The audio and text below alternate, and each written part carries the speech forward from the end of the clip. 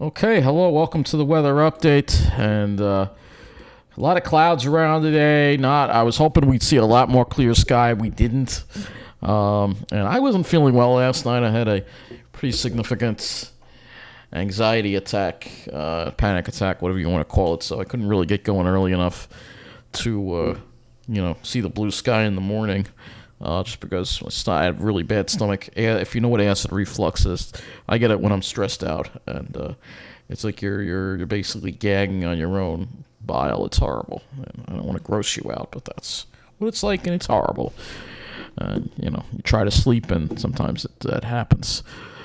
Just because yesterday was kind of stressful, so today I decided to go to the South Shore, and I didn't take a video, but I did go to the Southard's Pond area here, and this is what you're seeing here, Southard's Pond. Some color there, right? We did have some color. Here's another look at some of the color we had. So we did have the sun come out for a little bit while I was there, which was good. But these colors, you really don't even need the sunshine. They were really beautiful even without the sun. And then the sun did wind up coming out for a little bit. We had a little bit of blue sky right there. And then later on we had these pretty altocumulus clouds come in. So anyway, looking at the satellite right now, you will see, it wasn't a bad day compared to what we're going to be getting. Not a bad day, although we had plenty of clouds around. It was dry. It was comfortable. It was cool. With seasonable temperatures. But you can see the clouds. These clouds rolled in a lot sooner than the models had suggested they were. And this was the morning, and they were already rolling in to a good part of Long Island. You can see here on the MODIS, and then they really just got mostly cloudy for much of the day, except in the early morning. Now, if you were in New England, you had mostly clear skies. If you were on the Cape or Boston, you had nice clear skies all day. But for the rest of us, we had these clouds around. So I guess on a mid-level deck of clouds that came in ahead of this warm front. This is the system right here that is approaching us. You can clearly see the two systems here, the two players on this satellite here. And we've got two players here. We got one low over here. All right, so here you got, and then you got another little piece of energy over here, and they are going to merge into a storm offshore. And we still don't know there's still some differences in the models. We're going to get into that.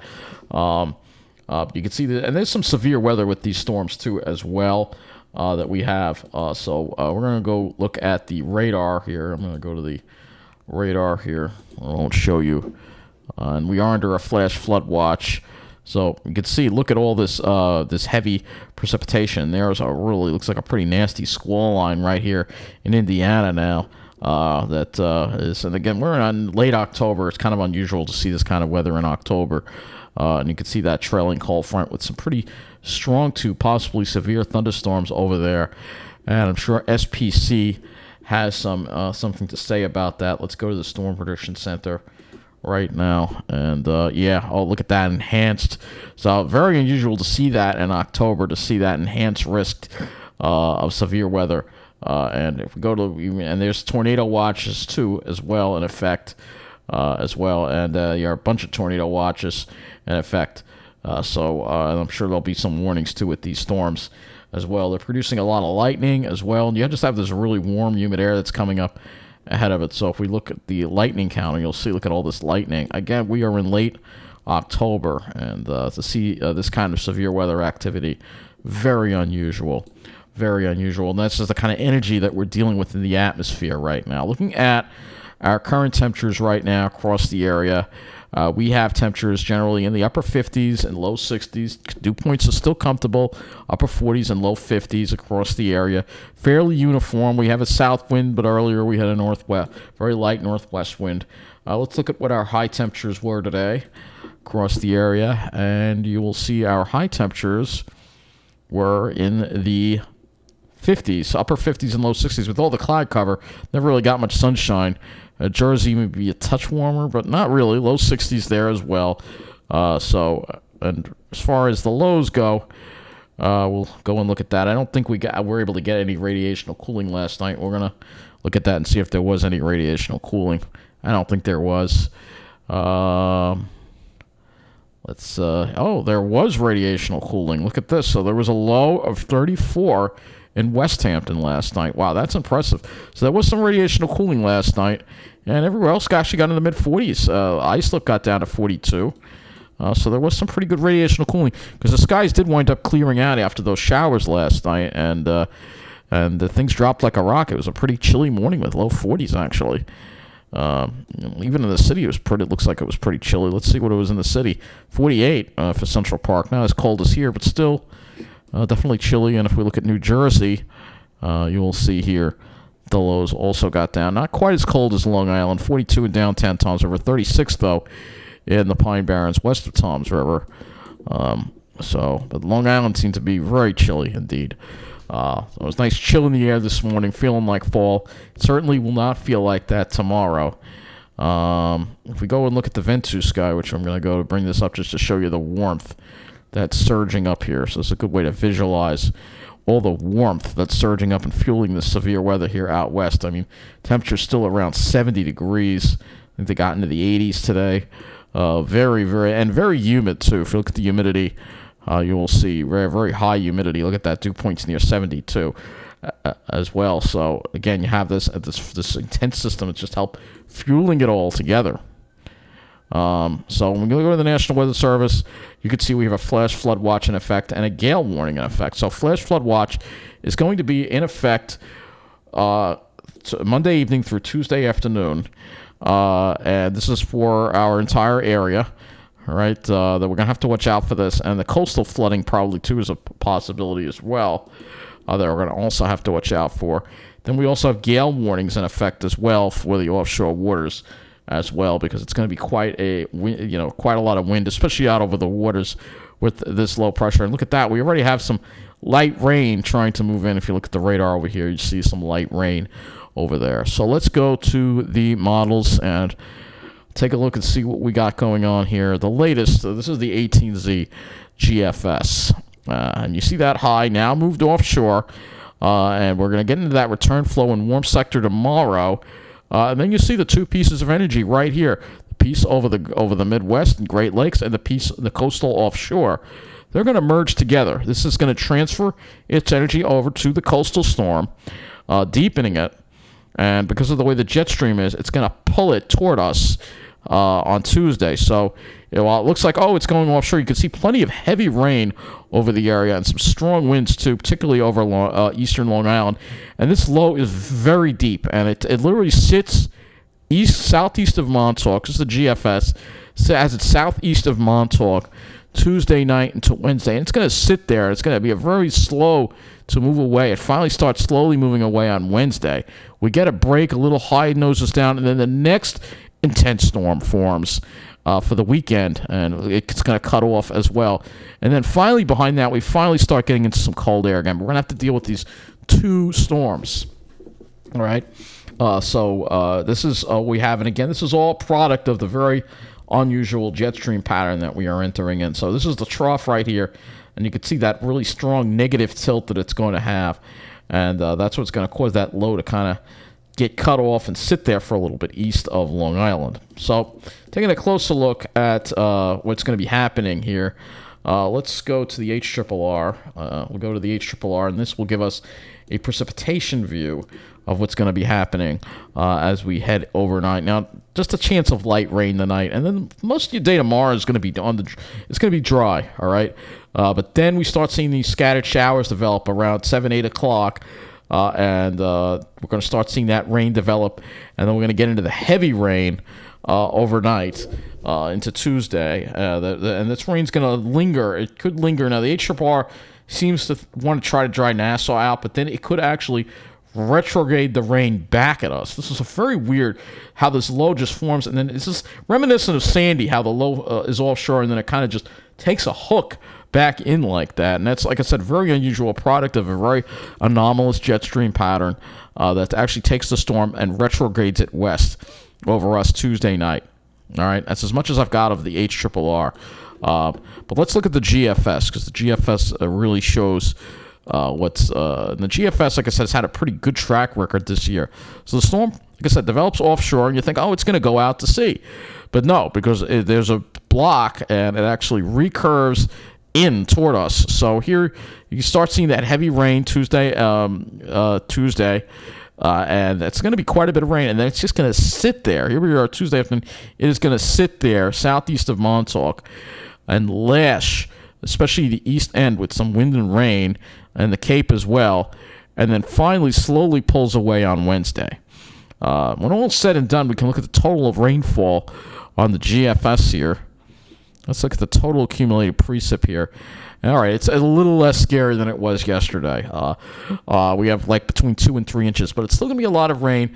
It'll definitely be put October. It'll take care of our deficit. Remember, we actually are due about this amount of rain because October has been abnormally dry. After having a wet summer, we've had some abnormally dry weather with hardly any rain now at all. So things have been very dry.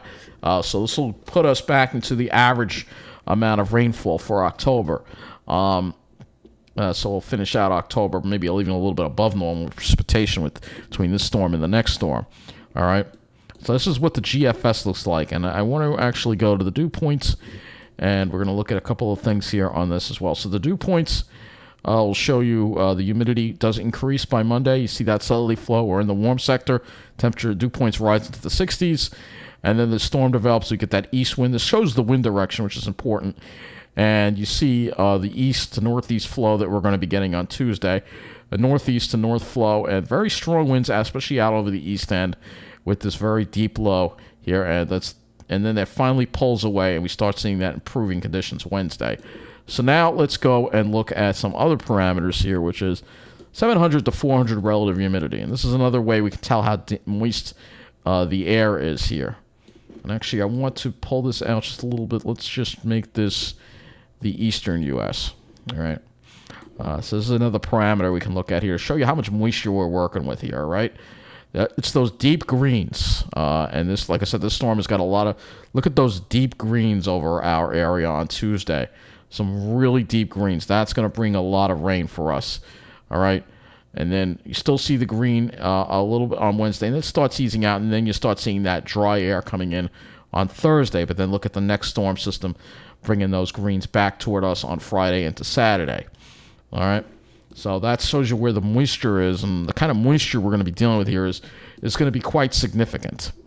All right? Let me go to the temperatures next, and we'll go ahead and look at this. So for your Monday, it's going to be a lot warmer. We're going to have temperatures probably in the 70s, mid to upper 70s in New Jersey and low 70s on Long Island. You can kind of see where that front is. Now, there may be a little bit of resistance, and this is a pattern we sometimes see. It's usually more reminiscent of spring, where you get this like front that kind of gets stuck right over here, a little bit of cold air damming, you can call this, that might keep the cool air in. And in the wintertime, we watch this for snow. If this was the winter, these areas that are here would wind up seeing a lot of snow, and maybe some of the mountains might see some snow out of this, perhaps. But for our area, it's just rain. So you look at that, and you see the warm air, and then it doesn't really make it that far in now. So it's kind of backed off on surging as much of the warm air further north than normally did. And then as we get into Tuesday, you'll see it's going to be cold with that north flow. We're going to have trouble making it north of 50 degrees. It's going to be a very cold, rainy Tuesday. And then Wednesday, we see some temperature recovery, particularly in New Jersey, where maybe some sunshine, upper 60s perhaps, for Long Island 50s. For Thursday, you see we've got the upper 50s. And then here comes the next storm that we'll worry about that when we're done with this one. So this is the GFS. Let me go and look at the HRRR model, because there may be some differences here in the temperatures. So let's see. HRRR actually is doing a similar thing. So this is what happens. It actually pushes that warm front. It doesn't let it get that far north of Long Island. We're in the upper 60s and low 70s. Jersey's in the mid to upper 70s. Look at that. And then it starts becoming a backdoor cold front as it starts getting, this storm develops, pulls the air back down again. And this front actually moves through as a cold front. And that could actually touch us some thunderstorm activity right there. And then as we go into Tuesday, you'll see the temperatures. You can sort of see where warmer air is, and there'll be some warmer air along the coast, colder inland, but still rain. But there's going to be some real heat, especially in the mid-Atlantic there. There's going to be some real heat there. All right, so let me go to another model now. Go to the NAM 12. And the NAM 12 also shows this as well. And this is the 0Z run, so like the HRRR, this is a more recent run. Let me go look at the FGen. This is another thing to look at here. You can see it's mainly to our north. There's the FGen to our north now. Don't really have enough of it, and I have to go to the 18Z if I want to go further. But if this FGen is also something that we have to watch for, too. However, it doesn't look all that impressive, but that doesn't mean anything. But it is kind of interesting that I don't see huge amounts of FGen here. But maybe we're just not down to the... Let me go to the 3. This is another parameter to watch. You could see that offshore. There you go. This is what we've got to watch looping in, and that could bring us that heavy rain Tuesday. All right. The other thing, of course, would be the wind, of course. So let me go to the NAM 12, and we will go ahead and look at, and I got to go to the 18Z for this, and we're going to start looking at the wind speeds, all right? Which is another thing, and this is your storm right here, and you can see, look at these strong wind speeds just offshore, and you can see some of them get to the Jersey Shore, some of them get to the East End. For the rest of us, we shouldn't get too badly winds, but it's the South Fork in particular that's going to get nailed by some pretty strong north to northeasterly winds in the 40 to 50 mile an hour range, sustained perhaps, and gusts even higher than that, and then the low slowly moves away. But this is, like I said, very deep.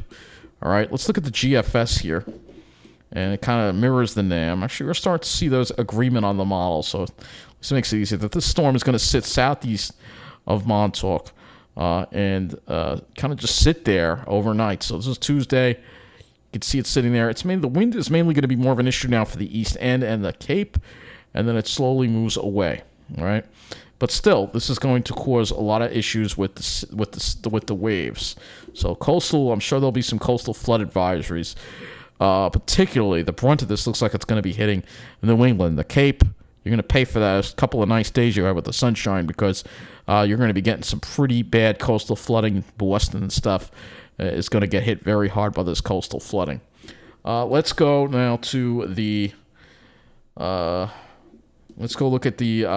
just for fun, we'll look at the sky conditions. We'll move this back into tomorrow, and we'll determine how much sunshine we will get tomorrow. It probably won't be much. It'll probably be fairly overcast.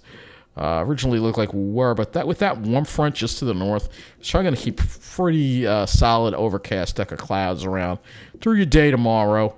And if that front doesn't even make, we may even have to deal with some drizzle as well. If that warm front doesn't, if that warm front doesn't even make it through, but you can see a pretty solid deck of clouds. Obviously, we're going to be dealing with lots of clouds. Wednesday, we may see some sunshine west of the city. Thursday would be your most likely day to see some sunshine, perhaps. In that little nose there, you can see that little nose of clear air that tries to make it across Long Island. Let me go to the RGEM next. This is another model we could use. So we start off with the cirrus tomorrow. It thickens, and it'll be mainly high clouds, all right? And then you start seeing the thicker clouds for your Tuesday, all right? And then Wednesday, maybe we could get some sunshine west of the city.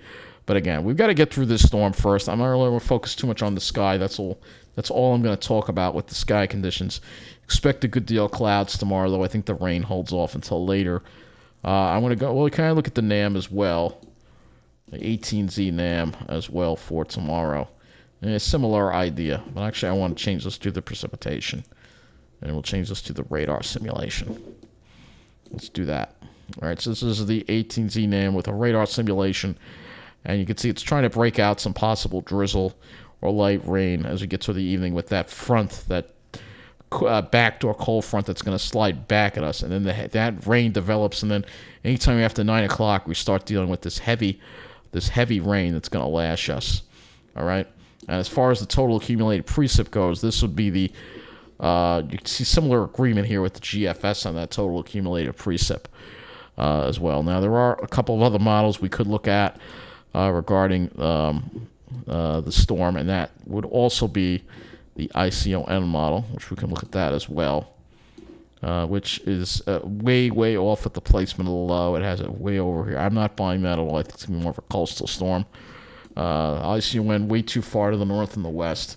So let's go now to the windy.com site. And this is the European now. We can also look at as well on this. This visualizes the European as we head into tomorrow. So you see the clouds. Tomorrow we'll have a fairly variable cloudy day, but it stays dry. We don't start seeing that rain until tomorrow night, and then it gets heavy. Here's Tuesday. And look at that sitting over Long Island there, and there's the center right there offshore. It's just taking its sweet time, lashing us with the rain, and then finally slowly pulling away on Wednesday. But what keeps us in the clouds, and maybe Thursday. Thursday, Yara says we're not even going to get out of the clouds, but we'll see about that. Let's see the rain accumulation. All right, so we're going to do next 3-day rain accumulation, all right, over our area. This is the European, which has some higher amounts, 4.59, 4.22. We're going to get a lot of rain, depending on how this all sets up. It's very hard to say exactly what's going to happen. You know we're going to get more than 2 inches for sure. So this is going to be a big rainfall event. The next thing is the wind. So we go to that. We visualize the wind, and we'll put this on wind gusts so you get an idea of what's going to be happening. This is 11 a.m. Tuesday. Nothing too bad, but look offshore. You can see what's going on. But things get more interesting as you get into 6 p.m. Very interesting on this European model. So over Nassau County, seeing gusts up to 40. Suffolk, gusts up to 50. But look in some areas offshore. We could have gusts to hurricane force. That's incredible. New Jersey not seeing quite as much in the wind department. Then this retrograde. So this puts more of us in the wind for Tuesday night. And then we start seeing these wind gusts possibly causing some power outages. And then offshore, I mean, this may be overdone, right? This may, and I hope it is. But we're going to have some pretty strong winds with this as well. And then look, Wednesday we're still dealing with the strong winds with gusts up to 53. So this is going to cause a lot of problems. And we'll have to see how bad these winds are going to be. This is the European. Let me go to the waves. This is the next aspect of things that we have to be careful of. The European obviously has significant wave impacts for the South Fork and somewhat on the South Shore, and then Boston as well as you head into. And then you can see this retrograde, so this pushes the significant impacts now in to the South Shore as well. This retrograding is very bad, and this could be a pretty significant coastal flooding event for all of the Northeast. This definitely has the potential of doing that. This is the European again. Here we are, Wednesday, still dealing with it. So we're going to be dealing with some pretty bad way, particularly, like I said, New England, from this storm. This is the European. So we'll go back to the wind and wind gusts, and we'll look at the GFS next. Here, visualizing the GFS. This is the GFS on Tuesday. So this is Tuesday, 10 a.m. It's already picking that wind up to 36 with gusts to 36. We go into the evening, and you see the GFS seems to want to have the wind more confined to the east end here. As of 5 o'clock, this is the strong wind gusts are only on the east end. It's just breezy for Nassau County. Central Suffolk, you're getting some occasional wind gusts up to 43 miles an hour. But then it gets retrogrades, and this is the issue that we have. We have this retrograde motion. Here we are at midnight on Wednesday, and you start seeing those stronger wind gusts now making their ways. 64 mile an hour. This could be pretty bad. 68 miles an hour, and then it pulls away. The worst of the wind in this scenario is basically over the east end. Jersey avoids the worst of the wind, and it would just be the east end that would get it in this scenario. And hopefully it's the scenario that's right. The European is certainly a worse scenario, pushing that storm further west. And like I said, the GFS has a pretty good track record. So if you're looking as far as the worst of the wind goes, it's going to be out east. Though we're going to get some wind in Nassau too. It's maybe scattered power outages, but I think it'll be more of a problem out east. But hey, you never know. You know how bad the power grid is here in the middle of the island, especially. So we probably will see some power outages. Much more significant power outages effects in New England, obviously. Very impressive looking storm here again. Very impressive. And this is all going to start taking shape. So we'll have to see what happens. Obviously, the storm hasn't even developed yet. But the models all say that this is going to happen. We're going to see this develop. And we're going to actually pull this to the CONUS view here. Let's go to the CONUS view. So you get an idea of your two pieces of energy right here. And but this, by the way, down here at the bottom is Hurricane Rick, by the way. But you can see your two pieces of energy right here are the two players. So we're going to have to watch these. They haven't merged yet, but you can see that we have two storms, one here and one here, and they're going to get together. The storm isn't formed yet, so things can still change. The potential for this being a major weather event is still there. So I would keep paying attention to what's going on with the weather with these two storms here. Very remarkable. You can clearly see what's going to happen here. This is, like I said, this is going to transfer to this. And again, with those warm ocean waters, it's going to help feed the energy to this storm even more. So we're going to have to keep an eye on this potential, and I'm sure that there's going to be some coastal flood advisories. And there is a high wind watch for New England, it looks like. That may wind up being extended westward as well. So we're going to have to, at least to the Forks. So we're going to have to keep an eye on this. One more peaceful day tomorrow. Then the storm sets in for Tuesday, and we'll have to see just how bad it's going to be. But that's going to wrap up this weather update. Take care, and thanks for watching.